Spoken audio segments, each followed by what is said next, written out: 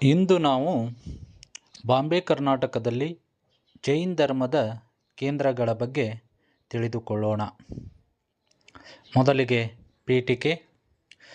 ಕ್ರಿಸ್ತಪೂರ್ವ 6ನೇ ಶತಮಾನದಲ್ಲಿ ಭಾರತದಲ್ಲಿ ಜೈನ್ ಧರ್ಮವು ಹುಟ್ಟಿಕೊಂಡಿತು. ನೆಕ್ಸ್ಟ್ ಟೈಟ್ಲು, ಭಾರತದಲ್ಲಿ ಜೈನ್ ಧರ್ಮದ ಉದಯ. ಭಾರತದಲ್ಲಿ ಜೈನ್ ಧರ್ಮದ ಉದಯದ ಕಾಲಾವಧಿ ಕ್ರಿಸ್ತಪೂರ್ವ 6ನೇ ಶತಮಾನ. ಭಾರತದಲ್ಲಿ ಜೈನ್ ಧರ್ಮದ ಸ್ಥಾಪಕರು 24 ತೀರ್ಥಂಕರರು. ಮೊದಲನೆಯ ತೀರ್ಥಂಕರ ಋಷಭನಾಥ. ಈತನಿಗೆ ಆದಿನಾಥ ಅಂತ ಕರೆಯುತ್ತಾರೆ. 23ನೆಯ ತೀರ್ಥಂಕರ ಪಾರ್ಶ್ವನಾಥ. 24ನೆಯ ತೀರ್ಥಂಕರ ಮಹಾವೀರ. ಜೈನ್ ಧರ್ಮದ ಗ್ರಂಥಗಳು 14 ಪೂರ್ವಾಂಗಗಳು. ನೆಕ್ಸ್ಟ್ ಅವು 12 ಪೂರ್ವಾಂಗಗಳಾಗಿ ಜೈನ್ ಧರ್ಮದ ಗ್ರಂಥಗಳನ್ನು ನಾವು ಕಾಣಬಹುದು. ಜೈನ್ ಧರ್ಮದ ಪಂಗಡಗಳು ಶ್ವೇತಾಂಬರ, ದಿಗಂಬರ. ಜೈನ್ ಧರ್ಮದ ವ್ರತ ಸಲ್ಲೇಖನ ವ್ರತ. ನೆಕ್ಸ್ಟ್ ಟೈಟ್ಲು, ಬಾಂಬೆ ಕರ್ನಾಟಕದಲ್ಲಿ ಜೈನ್ ಧರ್ಮದ ಬೆಳವಣಿಗೆ. ಬಾಂಬೆ ಕರ್ನಾಟಕದಲ್ಲಿ ಚಂದ್ರಗುಪ್ತ ಮೌರ್ಯ ಮತ್ತು ಆತನ ಗುರುವಾದ ಭದ್ರಬಾಹುವಿನ ಆಗಮನದಿಂದ ಬಾಂಬೆ ಕರ್ನಾಟಕದಲ್ಲಿ ಜೈನ್ ಧರ್ಮದ ಬೆಳವಣಿಗೆ ಮತ್ತು ಪ್ರಮುಖ ಕೇಂದ್ರಗಳನ್ನು ನಾವು ಕಾಣಬಹುದು. ಕ್ರಿಸ್ತಪೂರ್ವ 3 ಮತ್ತು 4ನೇ ಶತಮಾನದಲ್ಲಿ ಭಾರತದಲ್ಲಿ ಮೌರ್ಯ ಸಾಮ್ರಾಜ್ಯದ ಆಳ್ವಿಕೆಯನ್ನು ಕಾಣಬಹುದು.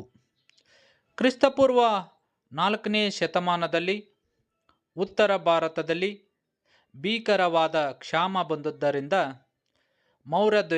ಮೌರ್ಯ ದೊರೆಯಾದ ಚಂದ್ರಗುಪ್ತ ಮೌರ್ಯನು ಆ ಕ್ಷಾಮವನ್ನು ಎದುರಿಸಲಾಗದೆ ಸಿಂಹಾಸನವನ್ನು ತ್ಯಜಿಸಿ ಜೈನ್ ಧರ್ಮವನ್ನು ಸ್ವೀಕರಿಸಿ ತನ್ನ ಗುರುವಾದ ಭದ್ರಬಾಹುವಿನೊಂದಿಗೆ ಕರ್ನಾಟಕದ ಶ್ರವಣಬೆಳಗೊಳಕ್ಕೆ ಬಂದನು. ಇಲ್ಲಿ 12 ವರ್ಷಗಳ ಕಾಲ ನೆಲೆಸಿ ಕೊನೆಗೆ ಸಲ್ಲೇಖನ ವ್ರತವನ್ನು ಕೈಗೊಂಡು ಮರಣ ಹೊಂದಿದನು. ಈ ಕಾರಣದಿಂದ ಕರ್ನಾಟಕದಲ್ಲಿ ಅಥವಾ ಬಾಂಬೆ ಕರ್ನಾಟಕದಲ್ಲಿ ಜೈನ್ ಧರ್ಮದ ಬೆಳವಣಿಗೆ ಹಾಗೂ ಜೈನ್ ಧರ್ಮದ ಪ್ರಮುಖ ಕೇಂದ್ರಗಳನ್ನು ನಾವು ಕಾಣಬಹುದು. ನೆಕ್ಸ್ಟ್ ಟೈಟ್ಲ್, ಬಾಂಬೆ ಕರ್ನಾಟಕದಲ್ಲಿ ಜೈನರ ಪ್ರಮುಖ ಕೇಂದ್ರಗಳು. 1ನೇದು ಬಾದಾಮಿ ಬ್ರಾಕೆಟ್ ಒಳಗ ಬಾಗಲಕೋಟೆ ಜಿಲ್ಲೆ. 2ನೇದು ಪಟ್ಟದಕಲ್ಲು ಬಾಗಲಕೋಟೆ ಜಿಲ್ಲೆ. 3ನೇದು ಐಹೊಳೆ ಬಾಗಲಕೋಟೆ ಜಿಲ್ಲೆ. ಅಳ್ಳೂರು ಬಾಗಲಕೋಟೆ ಜಿಲ್ಲೆ. ತೆರೆದಾಳ ಬಾಗಲಕೋಟೆ ಜಿಲ್ಲೆ. ಲಕ್ಕುಂಡಿ ಗದಗ ಜಿಲ್ಲೆ. ಬೆಳಗಾವಿ.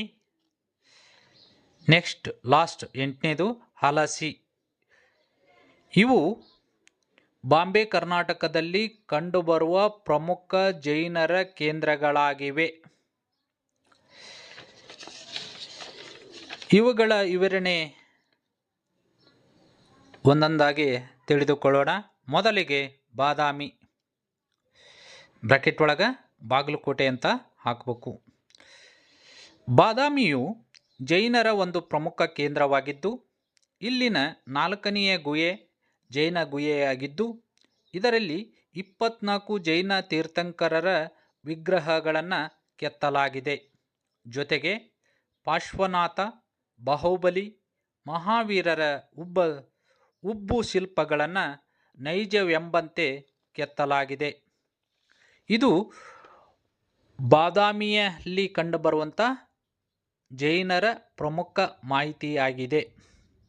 2ನೇದು ಪಟ್ಟದಕಲ್ಲು ಬ್ರಾಕೆಟ್ ಒಳಗೆ ಬಾಗಲಕೋಟೆ ಜಿಲ್ಲೆ ಅಂತ ಹಾಕಬೇಕು. ನೆಕ್ಸ್ಟ್ ಪಟ್ಟದಕಲ್ಲು ಕೂಡ ಜೈನರ ಒಂದು ಪ್ರಮುಖ ಕೇಂದ್ರವಾಗಿದ್ದು ಇಲ್ಲಿನ ಜೈನ ನಾರಾಯಣ ದೇವಾಲಯವು ಪಾರ್ಶ್ವನಾಥನಿಗೆ ಸಮರ್ಪಿತವಾಗಿದ್ದು ಇದನ್ನು 9ನೇ ಶತಮಾನದಲ್ಲಿ ನಿರ್ಮಿಸಲಾಗಿದೆ. Next place Aihole. ಬ್ರಾಕೆಟ್ ಒಳಗೆ ಬಾಗಲಕೋಟೆ ಜಿಲ್ಲೆ. ಐಹೊಳೆಯೂ ಕೂಡ ಬಾಂಬೆ ಕರ್ನಾಟಕದ ಜೈನರ ಒಂದು ಪ್ರಮುಖ ಕೇಂದ್ರವಾಗಿದ್ದು ಇಲ್ಲಿ ಮೇಗುತಿ ಜಿನಾಲಯ ಅಥವಾ ಮೇಗುತಿ ದೇವಾಲಯವು ಪ್ರಮುಖವಾದದ್ದು. ಈ ದೇವಾಲಯದ ಪೂರ್ವ ಗೋಡೆಯ ಮೇಲೆ ರವಿಕೀರ್ತಿ ಬರೆದ ಐಹೊಳೆ ಶಾಸನವನ್ನು ನಾವು ಕಾಣಬಹುದು. ಜೊತೆಗೆ ಇಲ್ಲಿ ಜೈನರ ಅನೇಕ ಬಸದಿಗಳನ್ನು ಕೂಡ ನಾವು ಐಹೊಳೆಯಲ್ಲಿ ಕಾಣಬಹುದು. ಹಳ್ಳೂರು ಬ್ರಾಕೆಟ್ ಒಳಗೆ ಬಾಗಲಕೋಟೆ ಜಿಲ್ಲೆ. ಹಳ್ಳೂರು ಕೂಡ ಜೈನ್ ಧರ್ಮದ ಒಂದು ಪ್ರಮುಖ ಕೇಂದ್ರವಾಗಿದ್ದು ಇಲ್ಲಿ ಜೈನ್ ಧರ್ಮದ ಅನೇಕ ಬಸದಿಗಳನ್ನು ಕಾಣಬಹುದು. ಅದರಲ್ಲಿ ರಾಷ್ಟ್ರಕೂಟರ ದೊರೆಯಾದ ಅಮೋಘವರ್ಷನ ಆಳ್ವಿಕೆಯ ಕಾಲದಲ್ಲಿ ನಿರ್ಮಿಸಿದ ಜೈನ ಧರ್ಮದ ಬಸದಿಯು ಬಹಳ ಪ್ರಮುಖವಾದದ್ದಾಗಿದೆ. ನೆಕ್ಸ್ಟ್ ತೆರೆದಾಳ ಬಾಗಲಕೋಟೆ ಜಿಲ್ಲೆ ಬ್ರಾಕೆಟ್ ಒಳಗೆ. ತೆರೆದಾಳ ಕೂಡ ಜೈನರ ಒಂದು ಪ್ರಮುಖ ಕೇಂದ್ರವಾಗಿದ್ದು ಇಲ್ಲಿ ನೇಮಿನಾಥ ತೀರ್ಥಂಕರರ ಬಸದಿ ಮತ್ತು ಸಲ್ಲೇಖನ ವ್ರತದ ಶಾಸನಗಳು, ಜೊತೆಗೆ ಕುಂದಾಚಾರ್ಯರ ಮತ್ತು ಅವರ ಶಿಷ್ಯರು ಇಲ್ಲಿ ನೆಲೆಸಿದ್ದರು. ಲಕ್ಕುಂಡಿ ಬ್ರಾಕೆಟ್ ಒಳಗೆ ಗದಗ ಜಿಲ್ಲೆ. ಲಕ್ಕುಂಡಿ ಕೂಡ ಜೈನರ ಒಂದು ಪ್ರಮುಖ ಕೇಂದ್ರವಾಗಿದ್ದು ಇಲ್ಲಿ ಅಂತಿಮಬ್ಬೆಯ ಬಸದಿ, ನೇಮಿನಾಥ ಬಸದಿ, ಶಾಂತಿನಾಥ ಬಸದಿ, ಅಜಿತನಾಥ ಬಸದಿ, ಪಾರ್ಶ್ವನಾಥ ಬಸದಿ ಮುಂತಾದ ಜೈನ ಬಸದಿಗಳು ಇದ್ದು ಇವುಗಳನ್ನ ದ್ರಾವಿಡ ಶೈಲಿಯಲ್ಲಿ ರಚಿಸಲಾಗಿದೆ. ನೆಕ್ಸ್ಟು ಬೆಳಗಾವಿ. ಬೆಳಗಾವಿ ಜಿಲ್ಲೆಯು ಕೂಡ ಜೈನರ ಒಂದು ಪ್ರಮುಖ ಕೇಂದ್ರವಾಗಿದ್ದು ಇಲ್ಲಿನ ಕಮಲ ಬಸದಿಯು ಅತ್ಯಂತ ಪ್ರಮುಖವಾದದ್ದು. ಈ ಜಿಲ್ಲೆಯಲ್ಲಿ ಹೂಲಿ, ಐನಾಪುರ, ಕಾಗವಾಡ ಮುಂತಾದ ಸ್ಥಳಗಳು ಜೈನರ ಪ್ರಮುಖ ಕೇಂದ್ರಗಳಾಗಿವೆ. ಲಾಸ್ಟ್ನೇದು ಹಲಸಿ, ಬೆಳಗಾವಿ ಜಿಲ್ಲೆಯಲ್ಲಿ ಕಂಡುಬರುತ್ತದೆ. ಹಲಸಿಯು ಕೂಡ ಜೈನರ ಒಂದು ಪ್ರಮುಖ ಕೇಂದ್ರವಾಗಿದ್ದು ಇದು ಗೋವಾ ಕದಂಬರರ ರಾಜಧಾನಿ ಮತ್ತು ಜೈನರ ಕೇಂದ್ರವಾಗಿದೆ. ಇಲ್ಲಿ ಕದಂಬ ದೊರೆಯಾದ ಮುರುಗೇಶವರ್ಮನು ಒಂದು ಜಿನಾಲಯವನ್ನು ಅಥವಾ ಬಸದಿಯನ್ನು ನಿರ್ಮಿಸಿ ಅದಕ್ಕೆ ಭೂದಾನ ಮತ್ತು ಧನ ಸಹಾಯವನ್ನು ಮಾಡಿದನೆಂದು ಇಲ್ಲಿನ ತಾಮ್ರಪಟ ಶಾಸನ ತಿಳಿಸುತ್ತದೆ.